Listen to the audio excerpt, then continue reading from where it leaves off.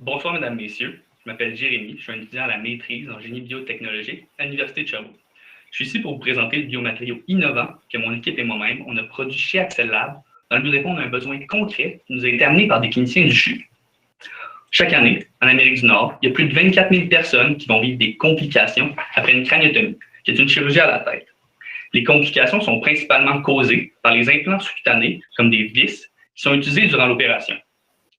En effet, puisque la peau est très mince sur le dessus du crâne, les vis ont tendance à l'éroder jusqu'à éventuellement la percer. Cette situation est douloureuse pour le patient et très coûteuse pour le système de santé, puisque la solution actuelle est simplement de réopérer le patient, espérer que ça ne se reproduise pas. Donc, qu'est-ce que c'est une opération de craniotomie et comment elle se fait? En gros, c'est qu'un morceau de peau et d'os est retiré pour permettre au chirurgien d'effectuer un travail. Une fois l'opération terminée, le morceau d'os est replacé et maintenu par un implant comme une vis. La peau est par la suite rabattue avec des points de suture et c'est à partir de ce moment-là que les complications liées à l'érosion de la peau débutent.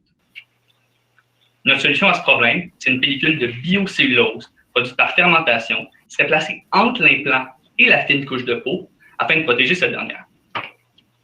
Ainsi, en utilisant notre biocellulose en craniotomie, les risques de blessures post-opératoires seraient donc grandement diminués. Il y aurait une meilleure régénération des tissus et une amélioration du confort du patient dans sa période de convalescence. Ça a aussi pour effet de libérer des lits d'hôpitaux plus rapidement, en plus de désengorger les files d'attente des départements de chirurgie, parce qu'il y aurait beaucoup moins de cas de patients nécessitant d'être réopérés suite à des complications. En Amérique du Nord, une salle d'opération pour une complication coûte au système de santé plus de 6 000 $ en moyenne. Ainsi, en considérant les 24 000 patients annuels, ça représente 144 millions de dollars en frais pour les systèmes de santé ou les gouvernements. Ces derniers ont tout avantage d'utiliser notre produit jusqu'à concurrence des 144 millions de dollars en question. Il faut aussi que je précise, les chiffres qu'on a mentionnés ne considèrent que les craniotomies, alors que des complications de ce genre-là se produisent dans différentes spécialités chirurgicales. La raison pourquoi le système n'opte présentement pas pour une stratégie de prévention comme l'utilisation de membranes, c'est déjà leur prix qui est assez élevé. Dans notre cas, vu notre faible coût de production, on peut se permettre de vendre jusqu'à 10 fois moins cher et donc de répondre à cet enjeu. En date d'aujourd'hui, notre demande pour effectuer des tests animaliers, incluant tous les documents requis, a été envoyée au comité éthique de l'Université de Sherbrooke.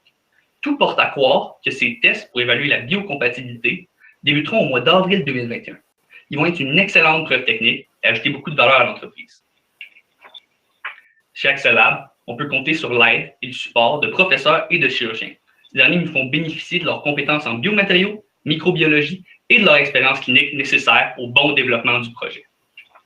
Pour finir, j'aimerais dire que je me trouve choyé de pouvoir travailler sur un projet comme le nôtre, un projet qui est novateur, qui répond à un véritable besoin soulevé par des cliniciens, qui vise à soulager des personnes qui souffrent et qui, comme j'espère l'avoir démontré dans cette présentation, présente un immense potentiel économique. Merci.